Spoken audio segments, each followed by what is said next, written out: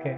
Nggak mungkin kalau orang lokal ada gestur apa coba menginjak. Biasanya yang saya tahu, yang saya pelajari, referensi yang saya dapat, memang ada penyembelihan kerbau, adat Kedaton itu ya. Pemberian pemberian gelar apa itu namanya, Baginda Pemuka bangsa gitu ya. Itu memang ada mungkin anugerah itu memotong kerbau atau kambing. Tapi biasanya ya udah dimakan bareng-bareng, kemudian kepala kambingnya ditaruh di mana gitu, bukan diinjak. Tidak ada presidennya, itu baru pertama kali. Nah, saya langsung menduga dalam tulisan saya berjudul Semiotika Politik Jokowi menginjak kepala, itu ditujukan kepada PDI Perjuangan. Kenapa begitu? Karena memang ini kan kickstart. Awal Jokowi mau mengkampanyekan PSI, partai anaknya ya. Nah, PSI itu agar bisa muncul, eksis, tampil, dia harus menggerus dukungan ke terutama PDIP. Karena apa? Kan secara genealogis, Jokowi itu dulu diangkat PDIP, kader PDIP. Nah, Jokowi ingin mencuri dukungan PDIP itu di daerah-daerah. Nah, tentu kalau kemudian simbolnya menginjak kepala kerbau itu kan metafor atau analogi atau sinonim dari kepala banteng lah. Karena kan di Indonesia tidak boleh banteng bauran yang ada. Banteng dilindungi, nggak mungkin boleh dipotong. Nah, itu diinjak itu satu bahasa politik semiotika yang menunjukkan dia ingin menginjak PDIP. Nah, tidak ada penjelasan lain. Nah, kecuali tapi silakan kalau Jokowi mau mencoba menjelaskan, akan lebih baik kalau dia jujur dengan menjelaskan maksudnya apa itu. Selain menjelaskan maksudnya apa karnaval itu dinamai karnaval gajah. Karena ternyata kan tidak ada gajah yang terlibat. Itu prestasi saya kira terhadap gajah, dan gajah bisa menuntut itu. Bukan saja mereka ditipu, menggunakan nama mereka untuk acara politik, mengatasnamakan karnaval gajah, tapi tidak ada satupun gajah yang terlibat. Dengan kata lain, menurut Mas Lukas nih, dan tolong dikonfirmasi, Mas Lukas menyatakan jangankan manusia, gajah pun bisa dikelabui. Ya. Betapa selain menipu gajah, saya kira ini satu level kebengisan yang orang nalar mestinya tidak tega ya. Menginjak kerbau, kepala kerbau, dan menjadi foto op gitu, sesi foto untuk disebarkan kemana-mana. Itu kan foto utama itu, menginjak kerbau itu. Dan memang kebengisan bukan hanya kebengisan tidak punya peri kehewanan, tapi juga kebengisan terhadap lawan politik nanti, PDIP dalam hal ini. Jadi orang yang sudah diantarkan ke kantor wali kota menjadi wali kota, ke gubernur DKI menjadi gubernur DKI, menjadi ke istana presiden menjadi presiden 2 periode. Sekarang dengan kebengisan yang begitu dingin, menginjak kepala kerbau yang notabene pasti adalah simbolik kepala banteng PDI. Dan itu tadi seperti saya bilang, PSI Jokowi hanya bisa eksis kalau bisa, dan tapi saya merasa itu tidak bisa, hanya dengan menginjak-injak PDIP. Saya ingin mengonfirmasi ulang ya, apakah memang menurut Mas Lukas itu simbol yang ingin ditunjukkan oleh Jokowi, atau seseorang memasukkan itu dan dengan maaf keterbatasannya Pak Jokowi kemudian melakukan yang punya ide orang lain. Yang punya ide orang lain, kemudian Pak Jokowi melakukan itu tanpa sadar. Itu yang harus tidak sampai ke pemikiran beliau. Itu yang harus menjelaskan satu panitia lokalnya yang punya tata cara adat, ya atau Jokowi sendiri. Tapi saya hakul yakin ya melihat karakteristik Jokowi itu dia. Karena ini orang kan memang punya apa ya, intuisi yang jahat. Ya, seperti itu. Tapi secara simbolik dia tidak pernah konfrontasi ya dalam berpolitik itu, menyampaikan suara-suara keras, mengecam, melawan, tapi dengan bahasa-bahasa sindiran kayak gitu. Itu sindiran itu, menginjak kepala kerbau, menginjak PDIP itu. Karena dia tahu dia tidak mungkin akan mengatakan, saya misalnya kalau di tingkat politik yang mature, politikus yang mature akan terus terang. Saya berkampanye untuk partai saya dan saya akan mengalahkan PDIP misalnya di daerah ini Lampung dan daerah-daerah yang akan saya kunjungi. Itu malah nggak apa-apa. Panas. Narasumber menilai aksi Jokowi menginjak kepala kerbau bukan sekedar prosesi adat, melainkan simbol politik yang dikaitkan dengan PDIP. Benarkah ini sinyal dimulainya pertarungan politik baru atau hanya tafsir yang memicu kontroversi? Kalau dalam penglihatan saya, itu kan kelihatan beliau sangat bukan nyaman ya, sangat senang, sangat percaya menikmati, percaya diri, percaya diri dan menikmati momen itu. Ini kan bertolak belakang dengan citra yang awal-awalnya diangkat, sederhana lah, apalah. Jadi sebetulnya saya ingin mengkonfirmasi, apakah citra yang ada sekarang ini, Jokowi yang nyaman duduk di singgasana sambil menginjak kepala kerbau, yang itu simbol, itulah sebetulnya citra yang sebenarnya, yang genuine dari Pak Jokowi. Ya, Jokowi sudah berubah saya rasa ya.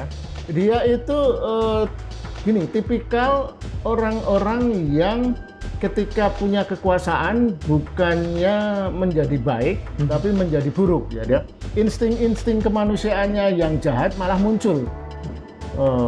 Bukan, memang umumnya politikus begitu.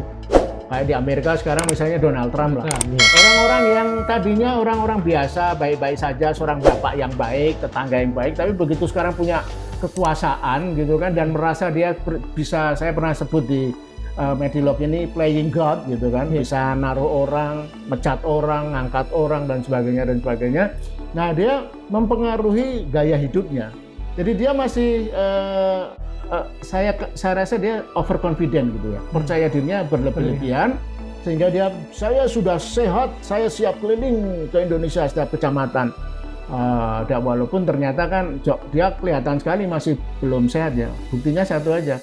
Selama dia masih memakai baju lengannya panjang, tidak diginiin, tidak dising-singkan, ya. Berarti dia menyembunyikan sesuatu di kulit lengannya. Anda tahu maksud saya kan? Iya. Penyakit kulitnya itu. Nah, saya rasa dia belum sepenuhnya sehat, tapi dia memaksakan diri. Nah, problem Jokowi yang kelihatan yakin itu adalah apa yang disebut carry over dari era dia jadi presiden. Jadi dia itu masih mengalami apa yang disebut post power syndrome itu. Jadi dia merasa masih bisa menyuruh orang, walaupun kalau yang dulu disuruh dia kan levelnya Menteri Sekretaris Negara, Sekretaris Kabinet, Panglima TNI, Kepala Polri, Kapolri, Badan Intelijen, nah, itu kan semua harus bergerak kan, orang-orang yang ketika itu diperintah pasti manut ya, karena kan itu menyangkut posisi jabatan mereka. Nah, sekarang orang yang diperintah adalah oke, berapa nih kan gitu, hitungannya sepadan nggak cuan yang saya terima dengan resiko dan sebagainya, dan seperti yang saya tadi singgung, karena ini sebagian orang yang menjadi panitia lokal ini adalah orang-orang yang bermasalah. Dia menikmati uang-uang receh aja kan, tapi acaranya kan nggak well organized. Jadi ya saya rasa evaluasi panitia ini, saya bayangin dia kan segera harus evaluasi bagaimana apa yang terjadi di Lampung. Jokowi akan mengkalkulasi berapa dana yang sudah saya keluarkan nih, sekian belas puluh M, hasilnya berapa ini yang masanya kan nggak terlalu banyak, dan kemudian untuk proyeksi di daerah setelah itu di mana nih, kemudian harus di-create apalagi supaya berhasil, tidak gagal seperti di Lampung ini. Mas, ini kan sudah mulai tadi pagi atau bahkan semalam itu sudah mulai banyak sekali mereka yang mengatasnamakan warga Lampung yang merasa protes ya, merasa tidak enak dengan ini. Kira-kira ini akan bergulung menjadi bola salju atau tidak? Iya, saya duga kan dimulai di Lampung, sejumlah masyarakat yang melakukan protes kan juga muncul kan. Nah, ini nanti saya kira akan diikuti daerah-daerah lain kalau Jokowi jadi melanjutkan ya.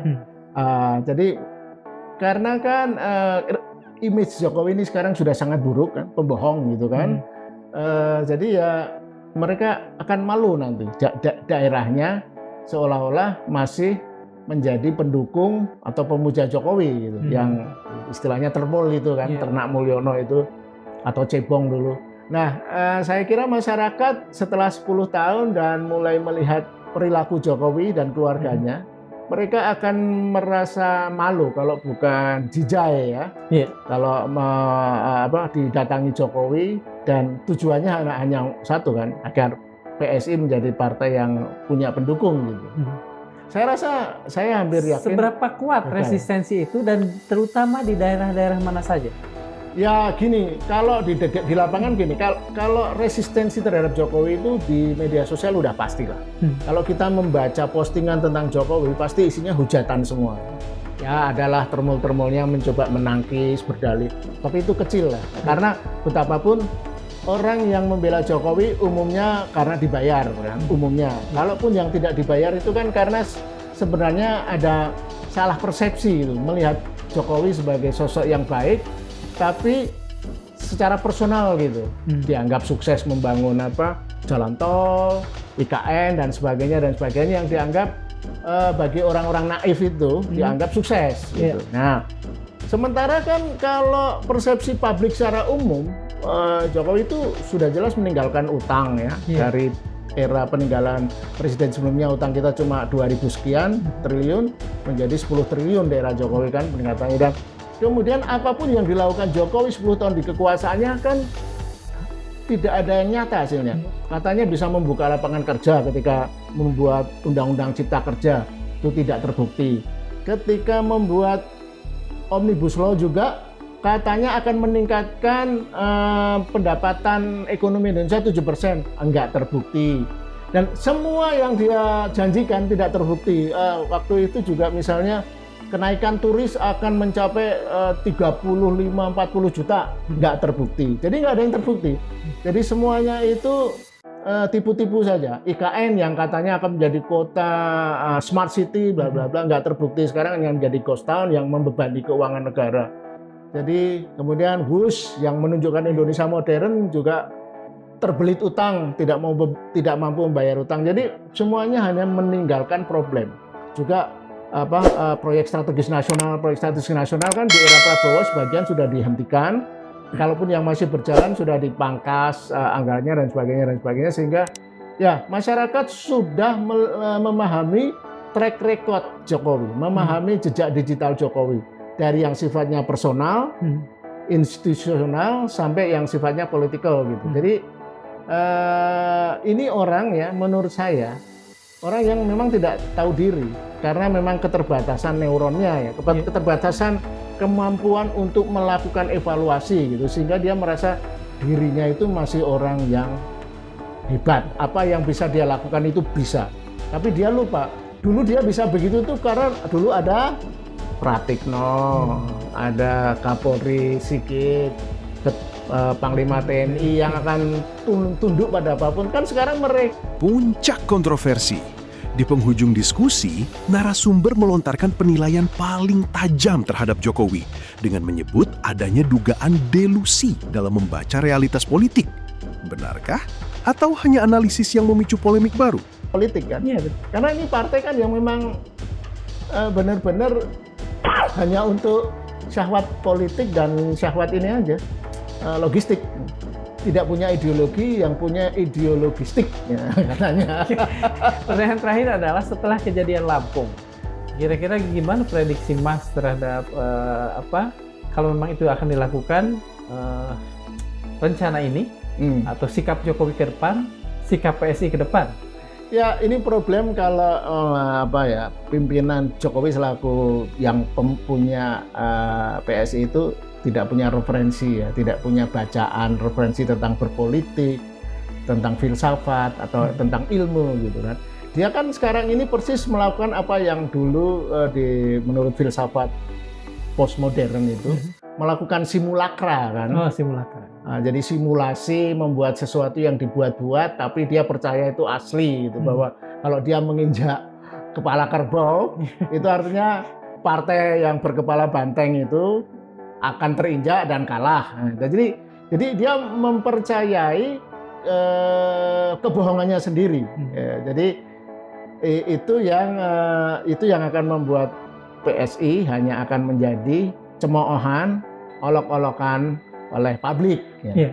Kalau begitu bisakah kita mengatakan bahwa Pak Jokowi terkena delusi? Oh iya, delusional itu, halusional juga. Iya. Jadi problem itulah, dia delusi karena 10 tahun menjadi presiden, dia bisa melakukan semuanya dengan mudah. Ya. Kan kekuasaan kan selalu gitu, kekuasaan itu bukan hanya dilihat Jokowinya. Iya. Ada Jokowi, tetapi kemudian ada tim. Ya seperti tim yang saya tadi sebut, ada orang kayak Pak Tikno dan Listio Sigit dan sebagainya yang mau menjalankan apapun yang diperintahkan Jokowi. Itu di era Soeharto dulu ada Sudomo, LB Murdani kan gitu. Nah di proyek Safari ke Lampung itu ada orang-orang korup yang tadi saya sebut. Jadi jangan hanya melihat kekuasaan itu sebenarnya pada personality. Jadi personal itu hanya simbolik, tapi dari personal itu akan menarik menjadi magnet. Iya. Jadi orang yang tertarik pada magnet Jokowi pasti orang yang setipe dengan Jokowi. Plongo-plongo, naif, dan menghalalkan segala cara untuk berpolitik, berkuasa. Terima kasih sekali waktunya, Mas Lukas. Pemirsa Madilog, demikian perbincangan kami, perbincangan saya dengan Mas Lukas Suwarso tentang apa yang terjadi di Lampung baru-baru ini. Sebagaimana yang tadi saya katakan, ada simbol-simbol yang dilakukan oleh Pak Jokowi dan mungkin saja simbol-simbol itu seperti apa yang tadi kita bahas bersama. Terima kasih. Panas. Narasumber menilai karakter dan popularitas Jokowi telah berubah drastis usai lengser dari kursi presiden. Benarkah pengaruh politiknya mulai memudar? Atau justru memasuki babak baru yang lebih kontroversial? Terima kasih sudah menonton. Jangan lupa like, komen, dan subscribe. Sampai jumpa kembali.